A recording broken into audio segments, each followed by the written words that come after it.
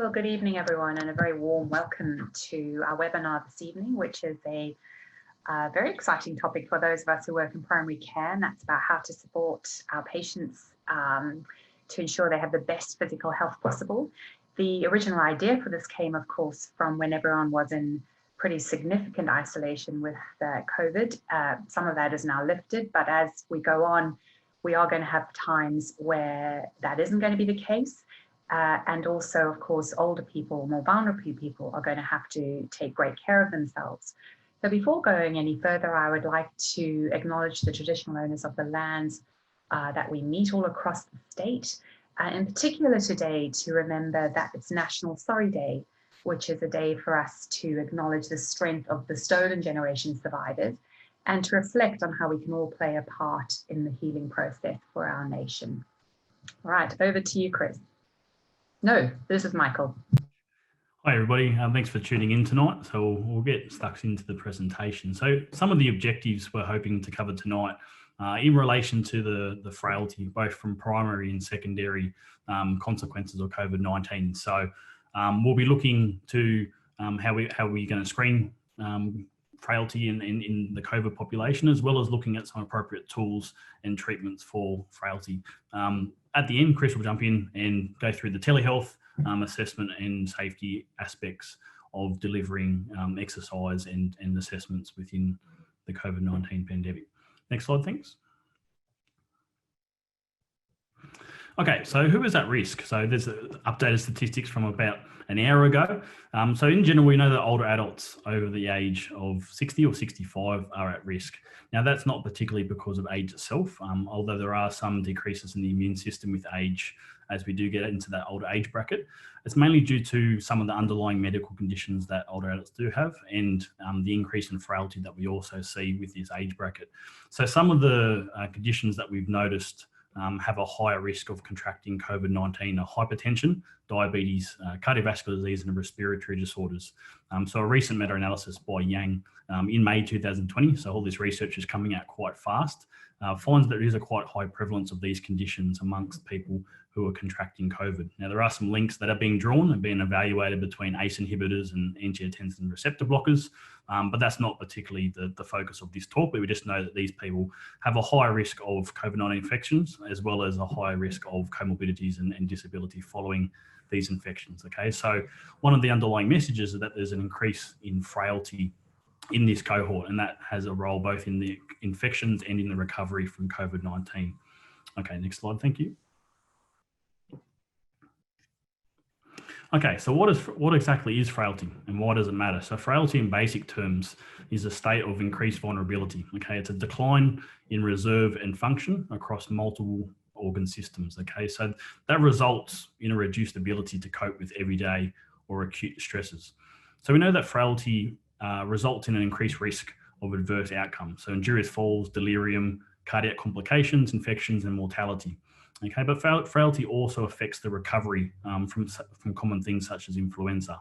Okay, so a lot of the modelling that we're using at the moment, a lot of the research we do have is based around how people have recovered from the normal influenza periods that we have throughout the year.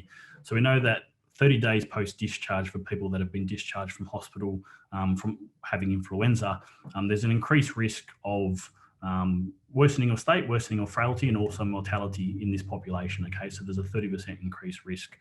In COVID specifically, we know that recovery typically involves long-term lethargy and fatigue, and they're also key markers of frailty. So there is an overlap between the two conditions.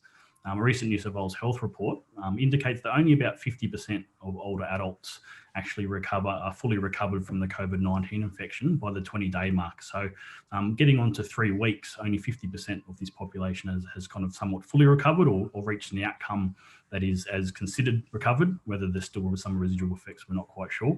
And Michael, we were talking about that a bit earlier, weren't we, when we were starting? That's pretty startling statistics. So 50% of adults who've had COVID at the 3-week mark are still quite symptomatic, aren't they?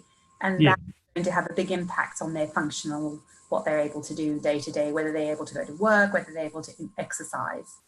Yeah, and especially in that older age bracket, we know that the treatment or one of the protocols that gets put in place is a 14-day isolation, which is normally in place anyway for those older age brackets. And so part of that isolation is you're confined normally to a bedroom, especially in aged care facilities, where there's an increased prevalence of bed rest and sedentary behaviour.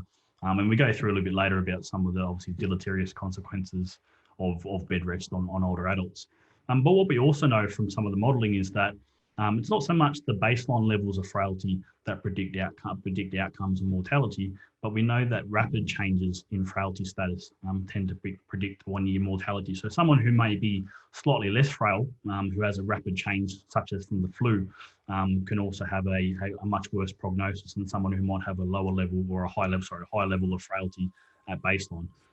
So this what you're saying there, Michael, is it's a kind of a step process, is it? Rather than a sort of gentle decline, you can actually go really significantly down very rapidly. Is that right? Yeah, so that very rapid disturbance to someone's frailty status or someone's kind of physiological system can very much steer them on a path where they might have an increased risk of mortality at that 1 year mark. So it's not particularly a steady state of frailty. Things like the influenza can really kind of, proverbially knock people off their horse. So that's what we're trying to avoid, both from an infection point of view, but also from a rehab point of view. So frailty is typically assessed using the Fried phenotype. So phenotypical approaches tend to assess frailty based on objective measurements or appearance.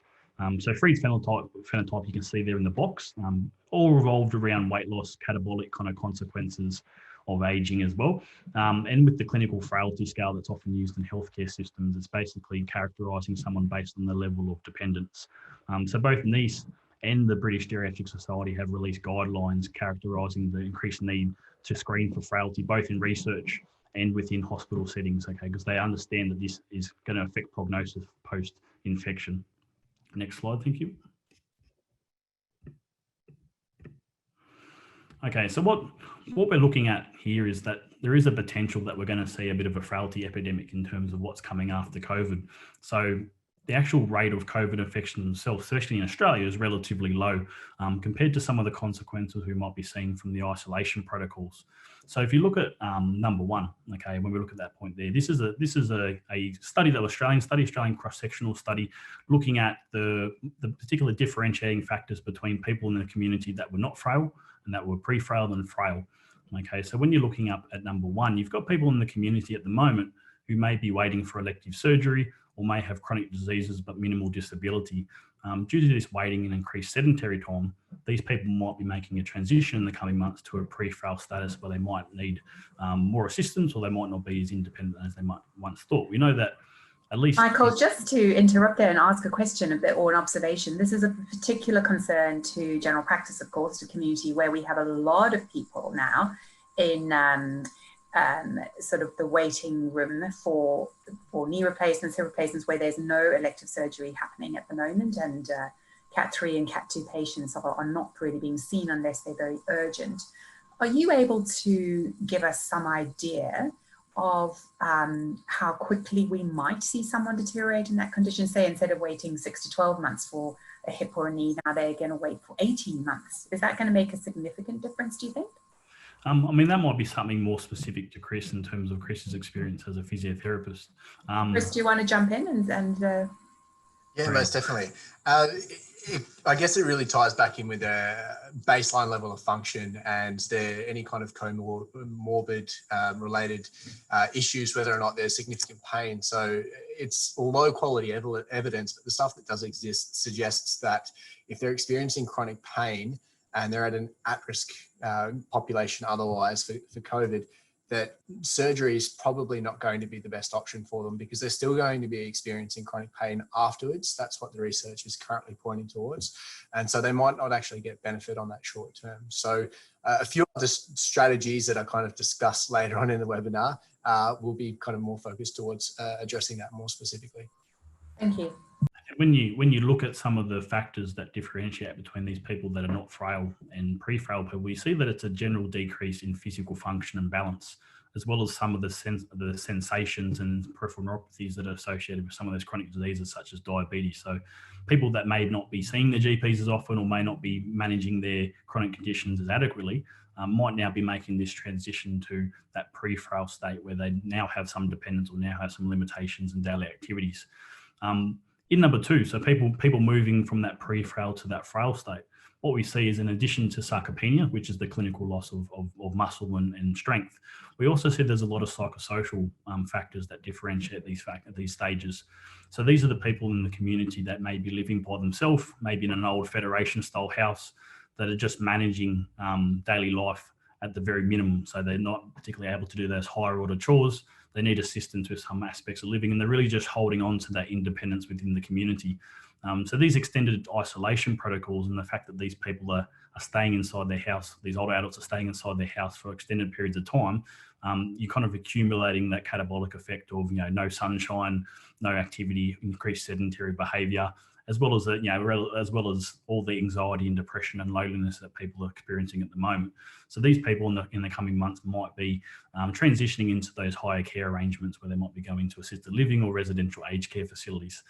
And in the last category, with number 3, so we do have the people that are already in nursing home and aged care facilities. So these people have been subjected to pretty extreme isolation protocols for their own safety, which I suppose in a way is arguable when you talk about safety, is that there's the immediate safety of COVID versus the long-term safety of deteriorating. And we know the deleterious consequences of bed rest. So even in 10 days of bed rest, we lose significant amounts of muscle mass, strength and physical function. So in this state, we might be seeing people transition to a high mortality rate, which we'll kind of touch on in the next slide. So next slide, please. So what we have here, there was an interesting article from the New York Times, probably about 3 weeks ago now. So this figure is probably much higher than what it was, but they had the headline 40,000 missing deaths, tracking the true toll of the coronavirus. So this has been referring to the European Mortality Monitoring Project, where they were tracking the increase in deaths around this time of year compared to last year. And what they found is there was a dramatically higher increase in deaths compared to what was actually registered in official statistics. So a lot of these deaths were coming from nursing homes and community settings that weren't officially logged in COVID-19 statistics, but we can't rule out the effects of frailty, both in contracting the infection and also in contributing to extra deaths that might not be being directly attributed to the actual infection itself.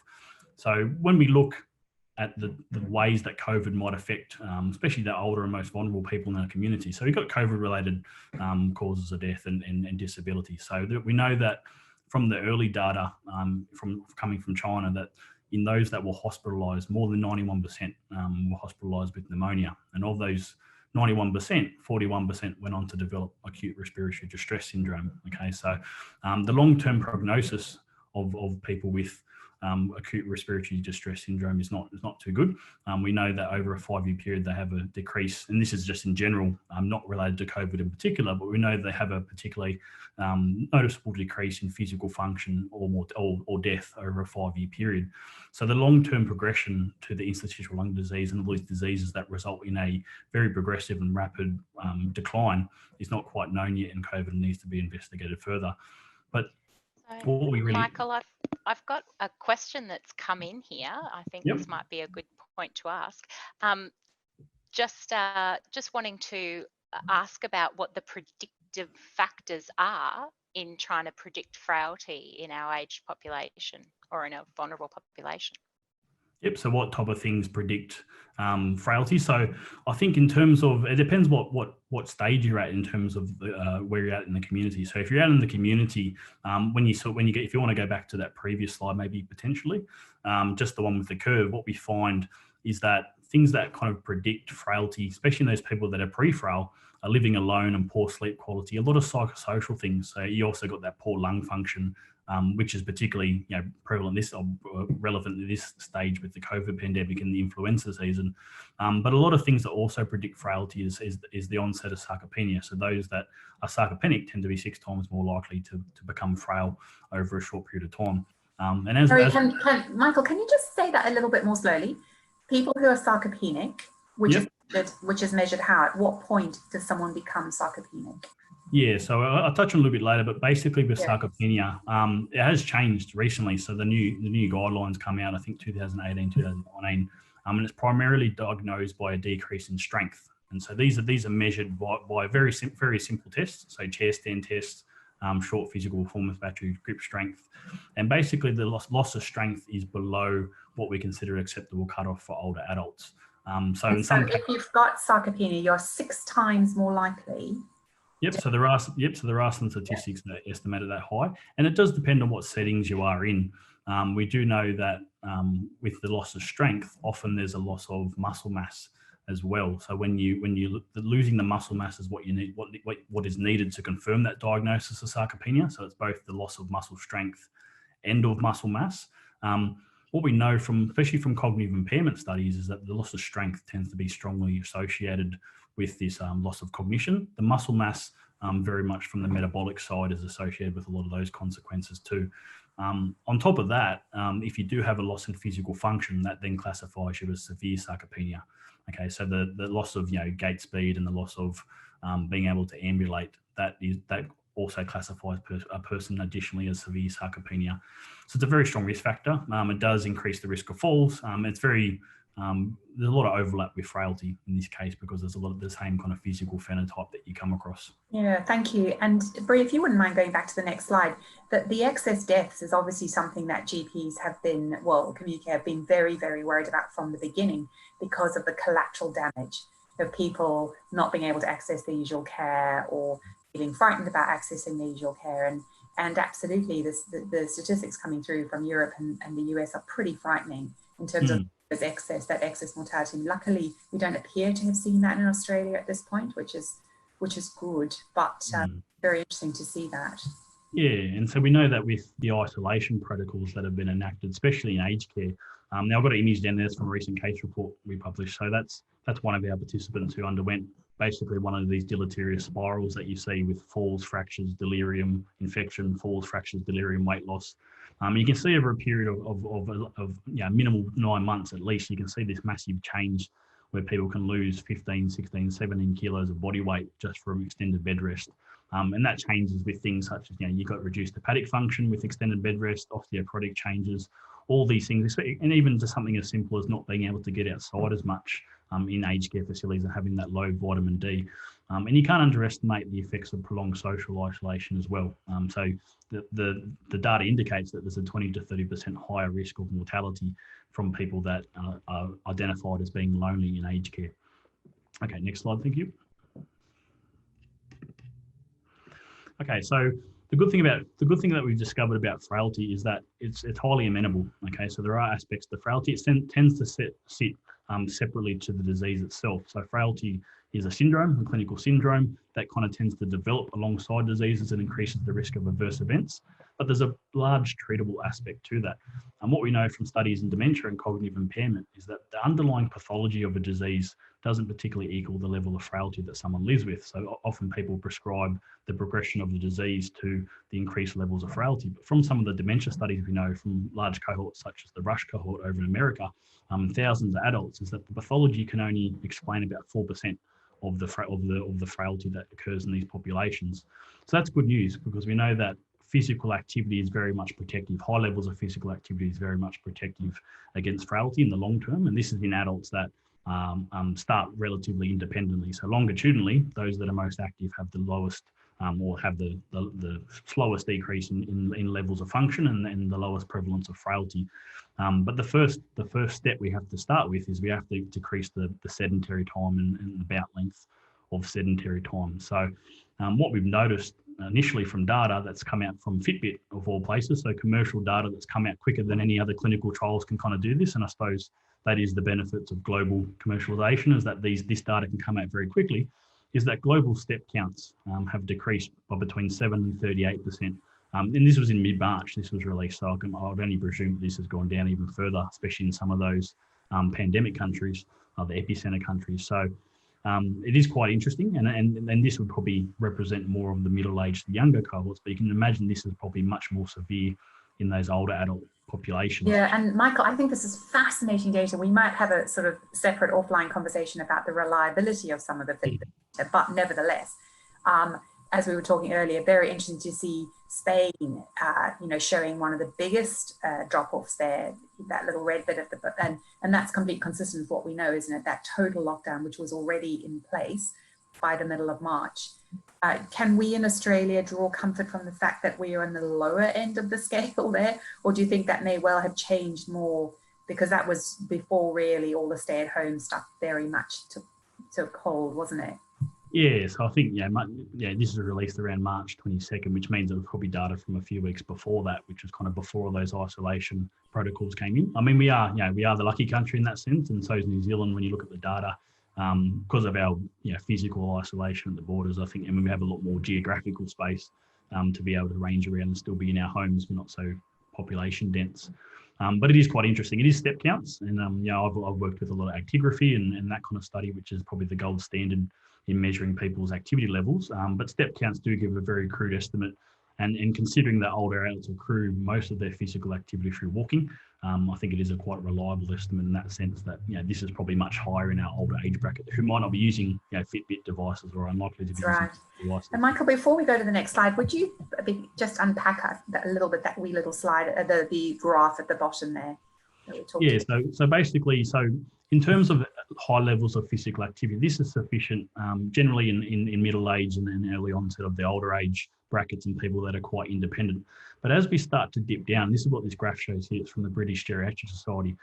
As we start to reduce in our physiological reserves due to aging and frailty, what happens is that minor illnesses that we come across, such as the flu, or in this case, COVID, it might be not such a minor illness, but a major illness, it makes it we don't have a lot of physiological reserve to be able to fight that illness. And so when we do contract something such as COVID, we tend to dip below this threshold, which is the dependency threshold. So that axis on the side there is functional abilities. Okay, and at a certain threshold, your functional abilities drop below what you need to live independently in society. So at this point, physical activity, just habitual physical activity, isn't particularly going to cut it. And it's not really going to remedy a lot of the ailments that come about with this decline in function. So that's where we need more targeted exercise, and the literature indicates that it's targeted anabolic exercise, so resistance training or progressive resistance training, that is needed to prevent this decline into that or below that threshold. So, Michael, as a GP, my take-home message from this, and hopefully I've got it right, Rebecca, you can help me, is that we need to code frailty as a separate comorbidity. It needs to have its own separate kind of line there. And secondly, we need to get our frail or more vulnerable population into more targeted exercise in any event to try and keep that baseline higher. Is that, have I got that right? Yeah, so frailty as a syndrome, I think, is a very important thing to identify because it is associated with a lot more adverse outcomes. Sarcopenia, which is actually a component of frailty or very closely related, as we said, is actually diagnosed as muscle disease. So it's actually got an ICD code. So it recently got diagnosed as muscle disease, which allows it theoretically to be a treatment item or as a disease itself. But very much so, I think identifying that frailty, one gives a baseline as to where the person is, but it also maybe flags the need to get these people into higher intensity exercise. And as allied health professionals, both exercise physiologists and physios, we're not perfect yet. I still see a lot of cases of maybe the intensity being too low. And in a lot of nursing homes, obviously being understaffed and very, very tightly worked, we see the typical kind of seated exercise with very light calisthenics, which isn't going to cut it. So that's what we kind of discussed more. And so no chair dancing, huh? You're not a fan? I mean, from a social perspective, it might have some benefits, and maybe from a mobility perspective, but from preventing frailty, it's not particularly going to work very well in that case. Yeah. And certainly as a GP in the community, I see one of the things we can do at a very, our baseline scanning or screening of people is just their time to get up from the chair in the waiting room and come in to see us. And that's one of the simplest things that if that's slow, it means, well, we need to test a little bit more there. How do we test the strength? How do we, go further from here? I did want to raise one question that did come through, and I had seen the answer on one of your slides before, so I did answer it, but just that bladder and bowel function, that dysfunction of those aspects of your health are actually a significant risk factor for frailty as well, and I had seen that on one of your earlier slides. Yeah, and I think Chris touches on that a bit more later in the presentation. That's kind of his forte and his area in that, and I think he'll touch a bit more on that further in the presentation. But yeah, definitely a very important factor among a lot of other things. But as you're saying in terms of the sit to stand as well, the cutoff for sarcopenia is 15 seconds, and so for five sit to stands. And so if you can imagine someone taking 15 seconds or more to do 5 chair stands out of a chair, it is quite a slow level movement and a high level of frailty. So. Are you allowed to use the arms of the chair or not when you do that? No. Okay. I know in a lot of research studies, and the research group that I come from down at uni, so we don't we don't use hands as a start. But if someone can't do it without hands due to even someone who's particularly not too frail but just has bad knees from osteoarthritis, we do use arms, but we note it because it allows the person to then complete the test. In terms of scoring for the short physical performance battery, it's an instrumented test, and so you don't actually you don't give them any points for that particular measure. Cool. That's harsh. Chris, you were going to add something there? Yeah, preferably they don't use their arms, but if they do choose to use arms, then I just flag that, and I always make sure that I document, and I'll touch a little bit more on that later on. Cool. So we'll go to the next slide, thanks. So that's okay.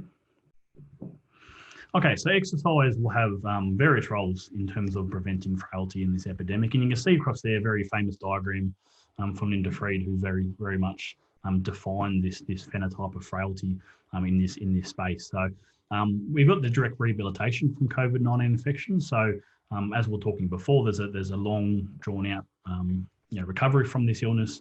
And a lot of the rehabilitation protocols most likely follow those that are done within within other respiratory disorder rehab, so idiopathic pulmonary disorder and fibrosis. So a lot of it's intermittent aerobic training, and we're very much aiming to get people back above that 2.5 to 3 MET capacity.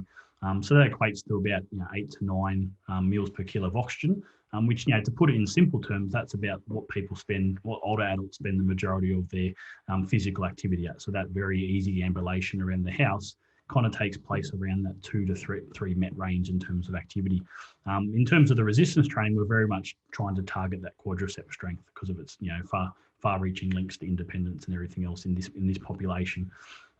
In terms of addressing mobility concerns and maintaining activity, so Chris touches on that a bit later in the presentation, but these are all about preventing people slipping into that pre-frailty cycle and having that decrease, going from someone with chronic disease burden who's independent to someone with chronic disease burden who now has limitations within the community. Where exercise has the greatest benefit is number 4. So that's in the direct treatment of the sarcopenia and immobilization that comes from this epidemic. And that's where it's going to be disproportionately weighted towards people that are in aged care facilities and people that are becoming more frail as we progress.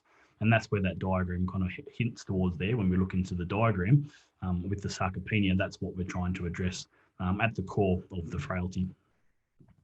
So we'll go on to the next slide if that's right. So once we've identified that this is the kind of exercise that we want to be doing, or these are the people that we want to target, it's imperative that we're able to quickly screen these older adults for frailty, okay, as we were mentioning before. So normally a comprehensive geriatric assessment is kind of gold standard for screening frailty in this population and being able to also treat a lot of the impairments that come from those screenings.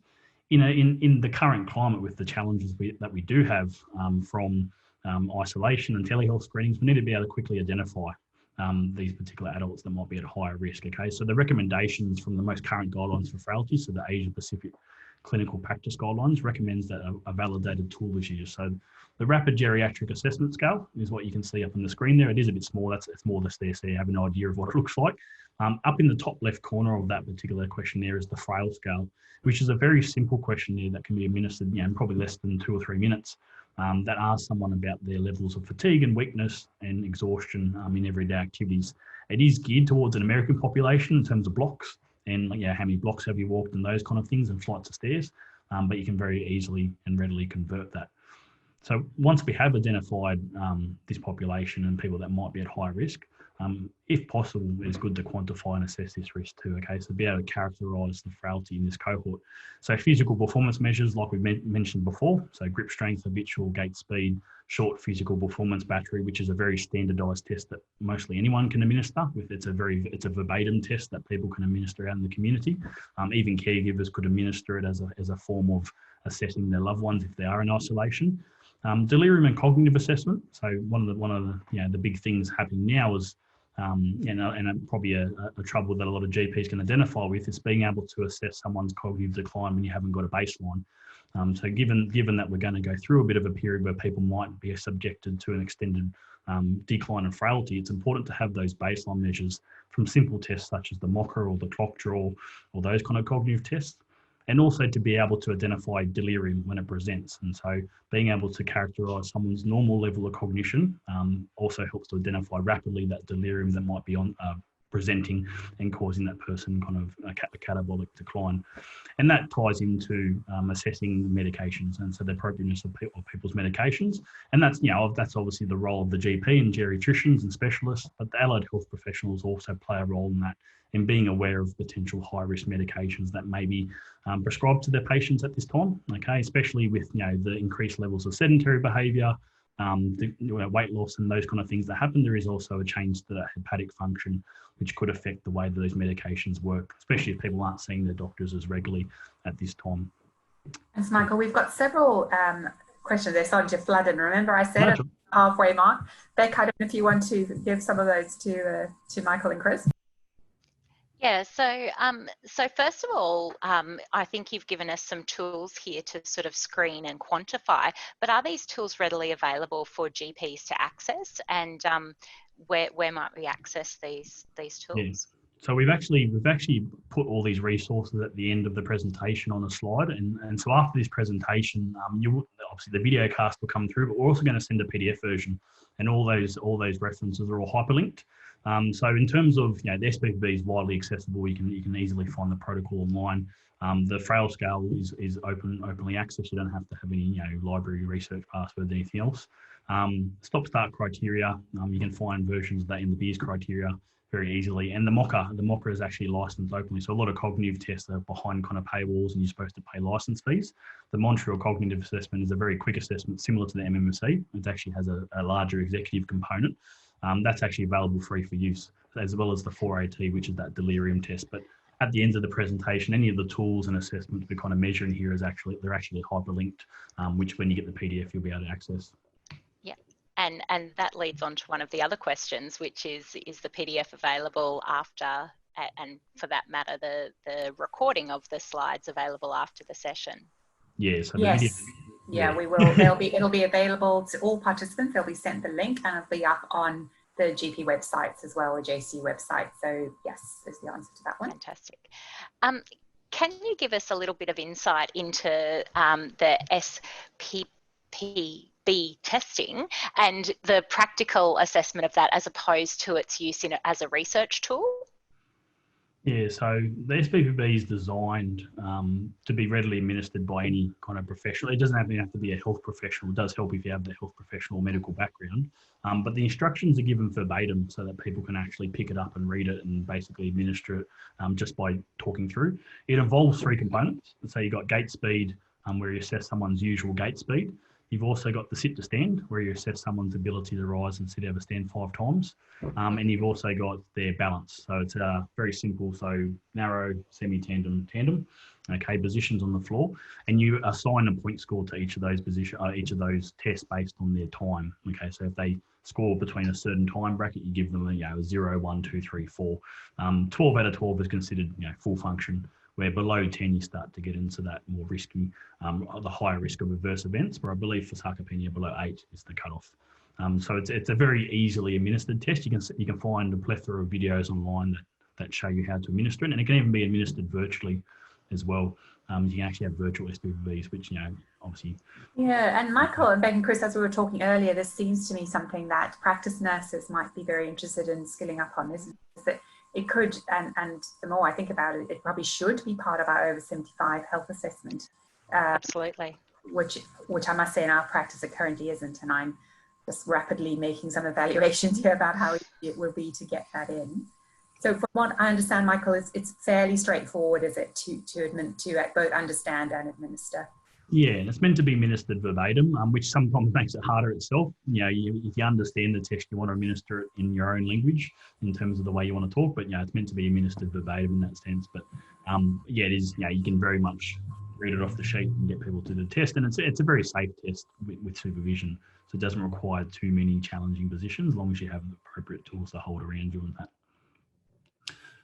Cool. So we'll go on to the next slide if that's okay. Okay, so the evidence-based prescription for frailty. So both the Asia-Pacific guidelines and the sarcopenia guidelines both dictate that anabolic exercise form a big part of an exercise prescription. So in a best-case scenario, having access to a clinic, this is the type of prescription we should be making for exercise. And we do prescribe exercise. It's not just a hit and miss thing. So in terms of the elements of prescription, we've got the FIT principle, which is frequency, intensity, time, and type of exercise. Okay, well, I said there's the other way around. So 2 to 3 days a week is what we're aiming for this resistance training, this really high intensity resistance training. And it's more than, we're training at about 80% or more of what the person can lift as a maximal capacity. So whatever they can lift once as a maximal, we try and train at 80% of that load when we're doing resistance training. So this includes both PRT, so progressive resistance training, and balance. And there's no particular durations to the sessions, but in general, we do know that 60-minute sessions do work more effectively than longer sessions, especially in people with cognitive impairment. And we're trying to focus particularly on strength and power with multi-joint exercises, targeting those functional aspects of movement. So sit to stand movements, stair climbing, those kind of movements. A fast concentric phase, so very powerful when the muscle's shortening, very powerful phase, and a slow eccentric is where we get those metabolic benefits. And so really slowing down the lowering bit of a squat. And caloric supplementation, so having kind of that protein bar or something along with your session isn't particularly necessary for older adults.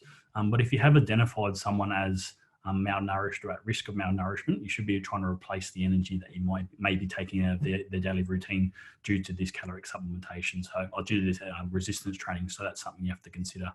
But this does have a challenge during COVID. So if you go to the next slide, thanks.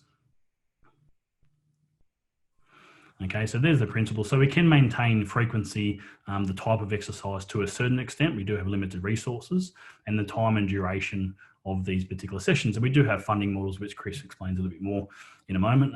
But we do have funding available to do these telehealth activities and in the home environment. The bit that we do have the most trouble with in this particular setting is the intensity, and maintaining that intensity of the movement without having that load to overload people and give them that high load. Okay, so that's where we come across a few challenges. So if you'd like to go to the next slide, thank you.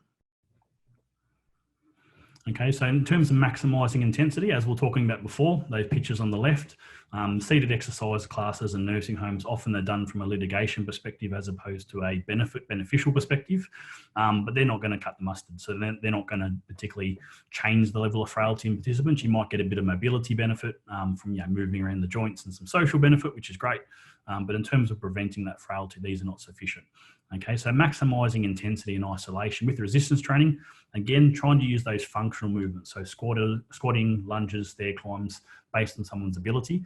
Those things that replicate everyday tasks that allow us to maintain those activities of daily living in this population.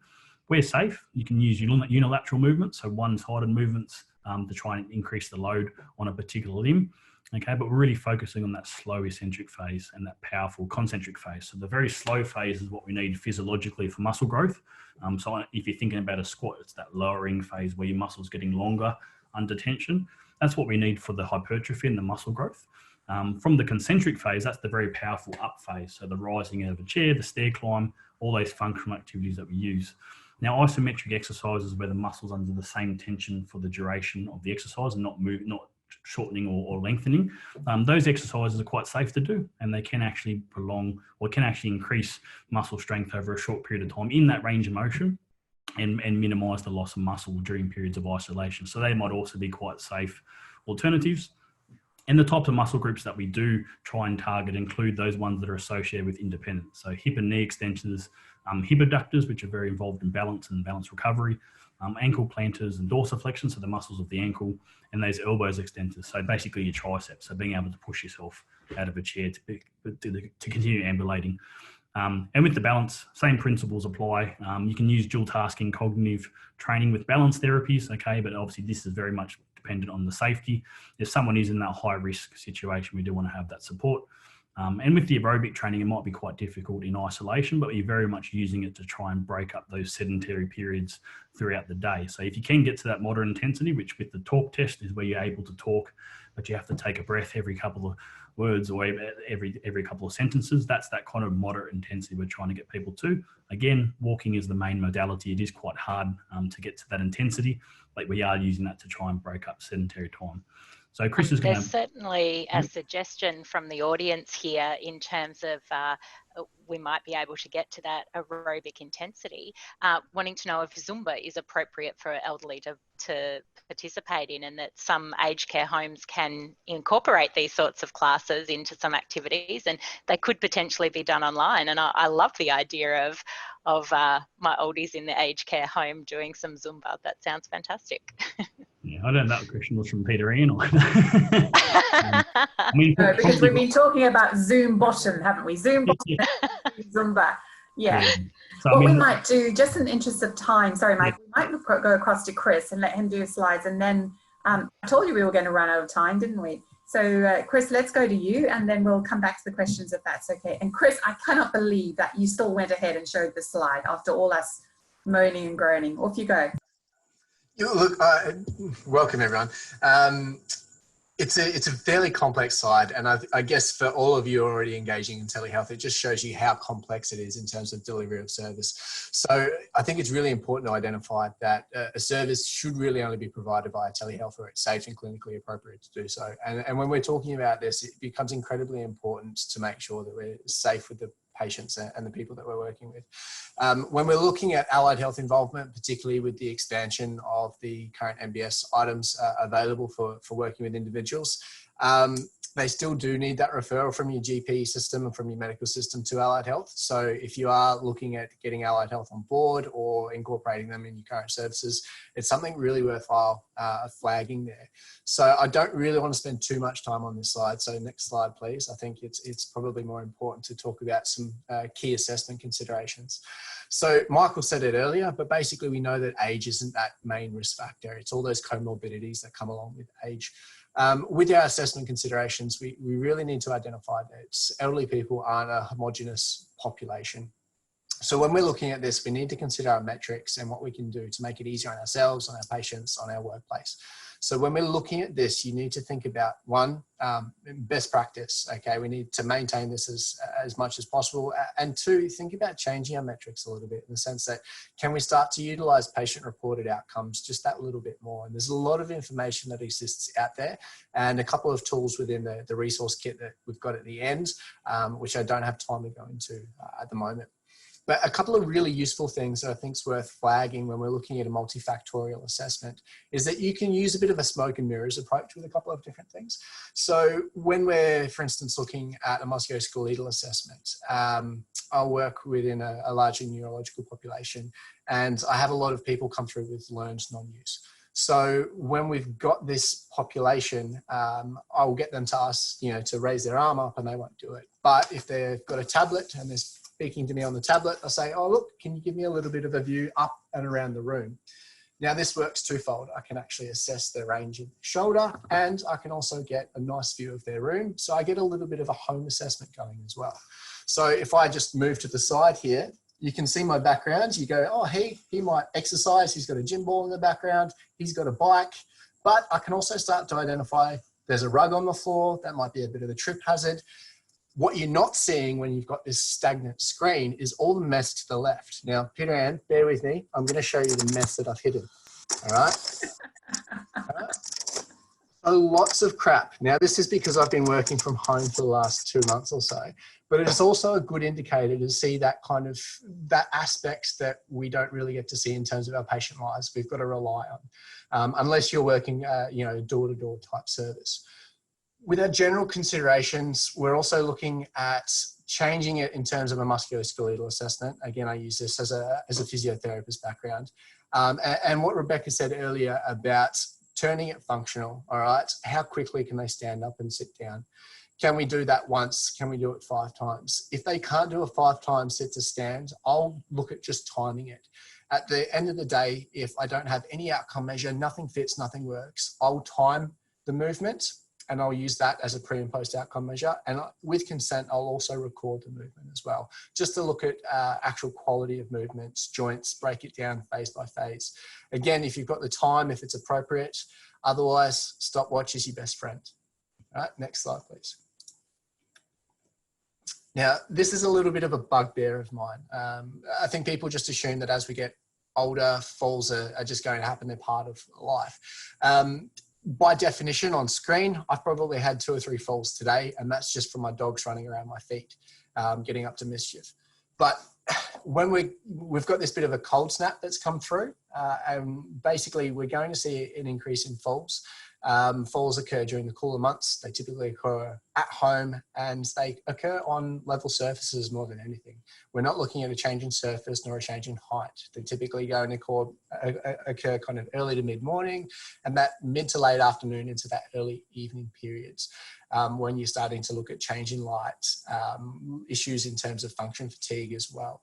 So it's identifying a lot of these risk factors within your general kind of assessments and considerations. So we need to look at things such as the impaired balance and their strength, is what we'll touch on shortly, but also what Michael's already spoken about. The other thing that we really need to look at, and kind of a little bit of a research gem of my own, next slide please, Bree. Is incontinence is something being very, very important, which is what Rebecca had mentioned to us earlier. I learned this as a praised acronym. I've written it down here as diapers because we're talking about incontinence. But again, these are kind of things that you really can flag for very quickly, and things that can present in a number of different ways. Now, when we're looking at dehydration in general, we're going to see with an elderly population potentially waking up dehydrated, particularly with these cooler months. So what we need to think about doing is, in terms of timing of medication, can we potentially look at, your diuretics being put on later in the day so that we're not over dehydrating someone earlier in the morning and they're trying to make up for it by an excessive fluid intake in the evenings. Likewise, anecdotally, there's a couple of things that we can do to make their lives just a little bit easier to reduce the chance of nocturia. And that's just simply getting their legs elevated toward the end of the day, the last couple of hours before they go to sleep. And can they elevate their legs for 30 to 40 minutes? These little things can make it easier and reduce the likelihood of falls, and falls being one of the major risk factors for some of the issues that we've spoken about, and linking in with frailty as well. Now, I like to use a really quick questionnaire. Again, we've got a link at the end of the resources, but it's a 21 question questionnaire, or 21-point questionnaire rather, that covers 4 kind of key areas. So we're looking at the frequency of urinary incontinence. We're looking at the amount of leakage, the overall kind of impact of urinary incontinence, my apologies. And then lastly, it's a bit of a self-diagnostic item. It's free for use, and it's very, very quick to administer. We're only talking 2 or 3 minutes. So it's something that they could go through themselves with a practice nurse, or even with you in your clinic, which is quite important. Next slide, please. So hold the kitchen bench. Look, I say this because I think it's probably the most stable item in someone's home that you can actually exercise with, that's going to promote standing and weight bearing to try and actually reduce those impacts that Michael's previously touched on.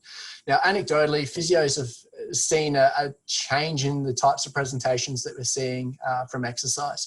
So we've become a bit of a nation of runners and walkers, despite what the Fitbit data is suggesting. We're seeing a lot more injuries from running and walking, whether that be lower limb tendinopathies or joint pains. What I dare say we'll start to see in the next 6 months, as gyms will reopen and boot camps will start to kick off again, is a lot more kind of joint and upper limb injuries. But I'll hold my breath. All right, don't hold me to it just yet.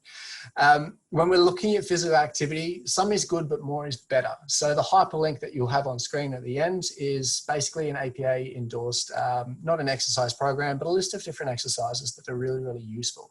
And by holding the kitchen bench, we can actually get you up, we can get you moving, and we can turn it functional. So when we're looking at this and we're turning things functional, we need to then turn around and consider our metrics. What are we using? How appropriate is it? So when we're looking at people who are independently mobile, chronic disease management really suggests that they prefer to be physically active in their own way. And we're going to have to modify what we recommend. And I saw a question earlier on about what do we do in a hospital setting.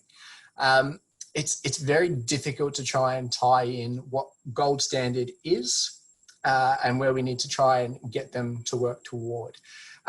We need to, again, if go back to what I said earlier about using themselves as a bit of a baseline and using that time to be a very, very effective way so that we can turn around and grade our exercise appropriately.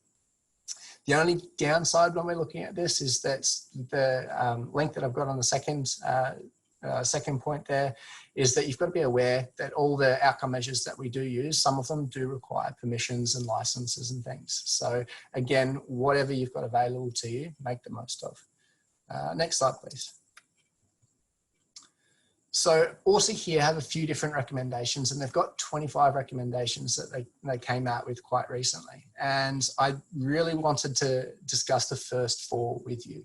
Now, a lot of this has come about from before telehealth was the main or go-to kind of approach with patients. This was all done when telehealth was an alternative.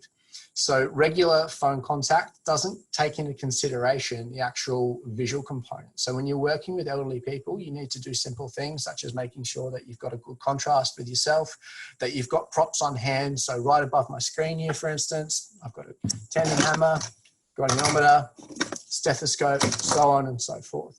So having everything on hand and space behind you or next to you to make it easily identifiable to give an explanation or a description of an exercise or what you'd like them to do makes it incredibly easy or much easier for you to be able to conduct your assessment effectively.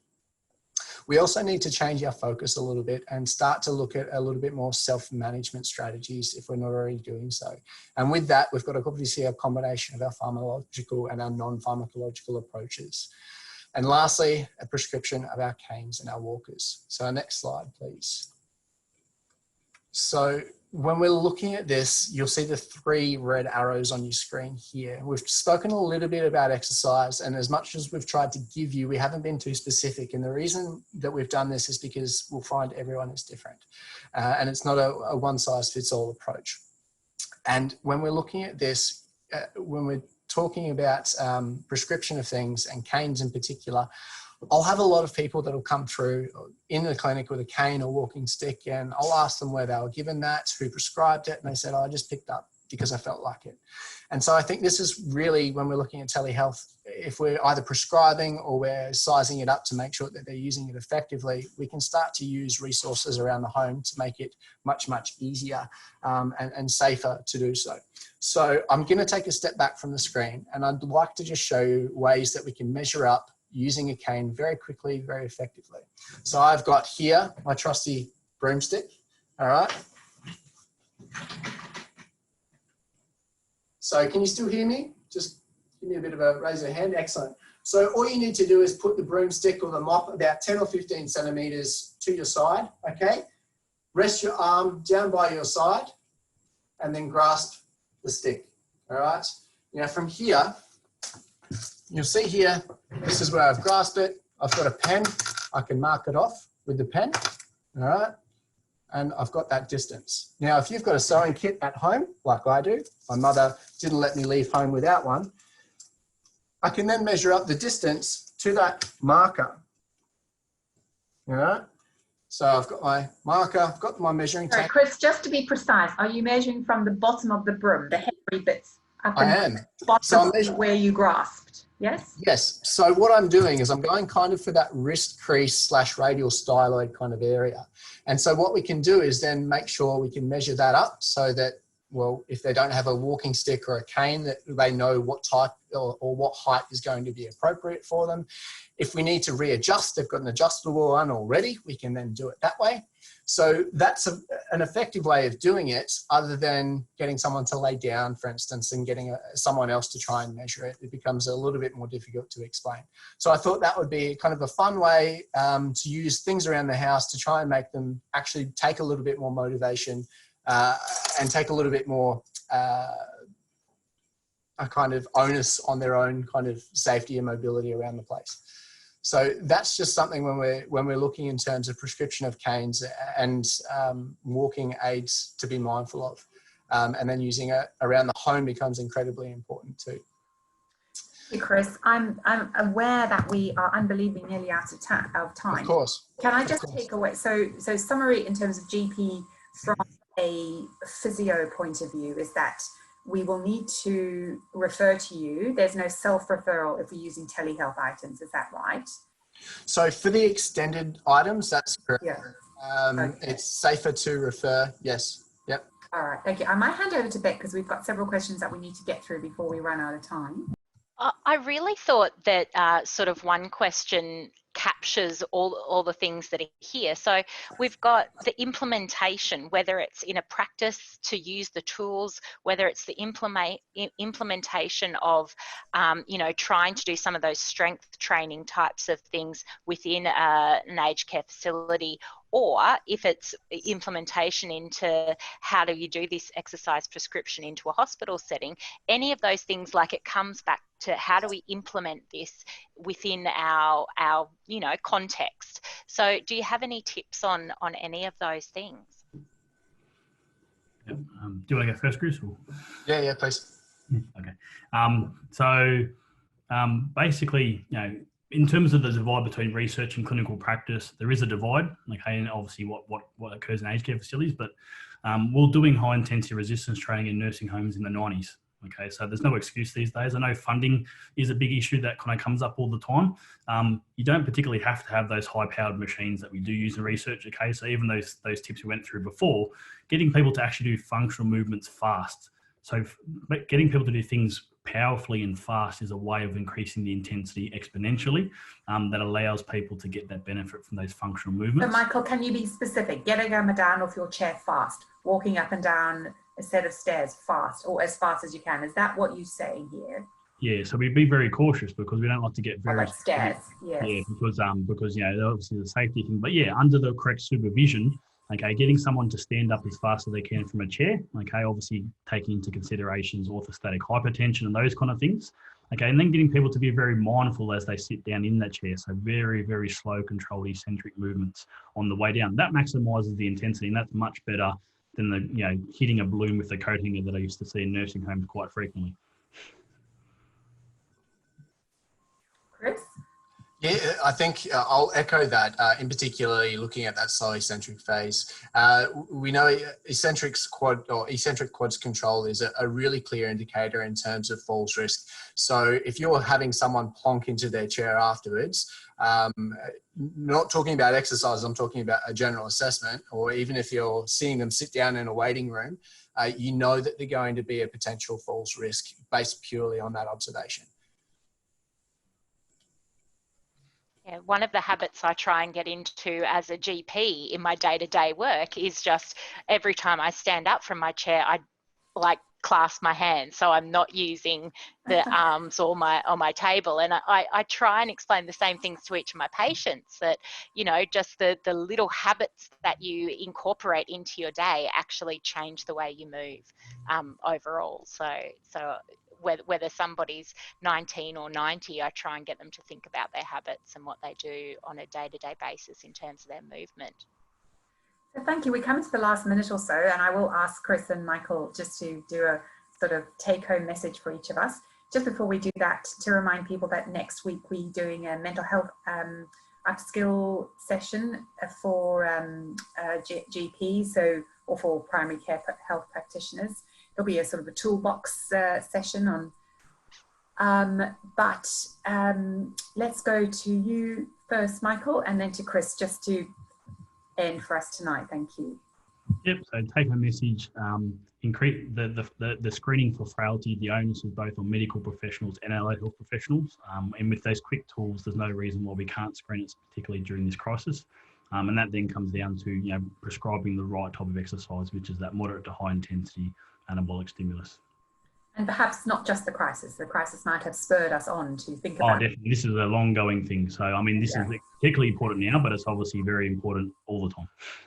Thank you. Chris? Yep. You may have experienced issues with telehealth, but it gives us a really good insight into the person's home life and their ability to communicate, and the change in function that we might need to address. And it's not going to go away anytime soon. So we need to make these changes to do the best that we can by our patients. Thank you so much, everyone. Thank you to the participants, and we look forward to seeing you next time. Good night. See you next week.